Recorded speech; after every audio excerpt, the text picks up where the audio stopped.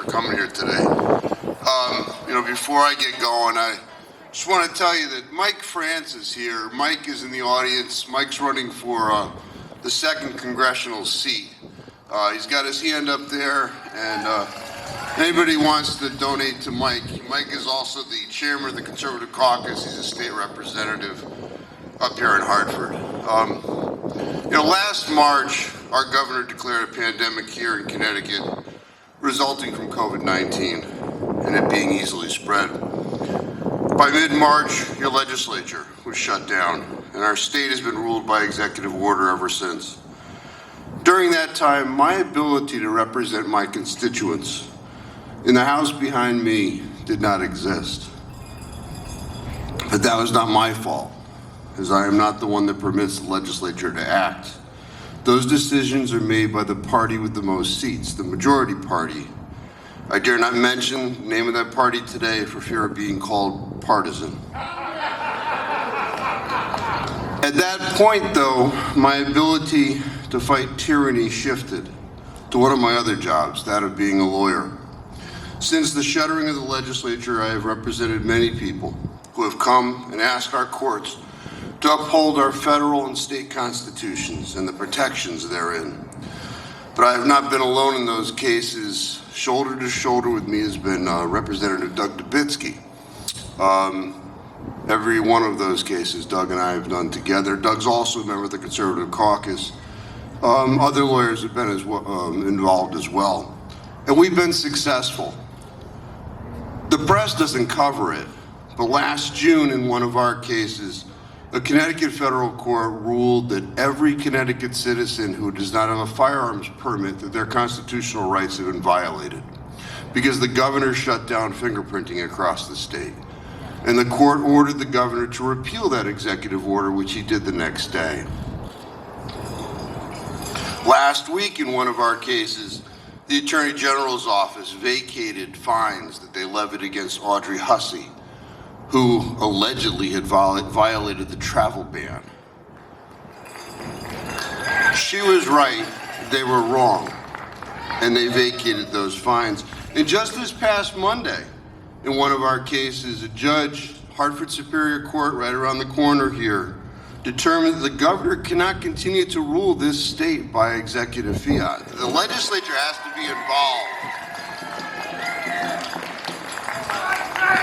And I'll tell you that as a result of that ruling, the majority party has now come to the table and we're talking about how do we move forward and restore the power of the legislature. Our constitutions are made up of words, important words, because those words create the rules, the guidelines by which government acts. We set those guidelines. Words can also be used in other fashion. Sometimes they can be used to creatively form a poem, which I've brought to you here today, and I apologize in advance to Charles Dickens and Dr. Seuss. The year was 2020, and all through our state, people were scared, a pandemic their fate. The governor said, "Stay inside, don't you dare go out, for if you do, I will find you with my clout." The people were concerned but left with no choice. Their government was stripped of its only voice that could save them from all of this unilateral power. Their legislature was moot, and thus people did cower. On an almost daily basis, more rules would come out, closing bars and barbers, every athletic tryout.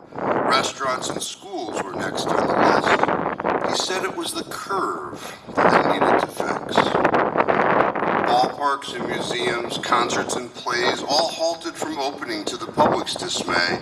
Big box stores like Walmart were allowed to be open, while little ones could not, no matter their hoping. Sadly, many deaths took place in nursing homes, our loved ones alone while the Grim Reaper roams.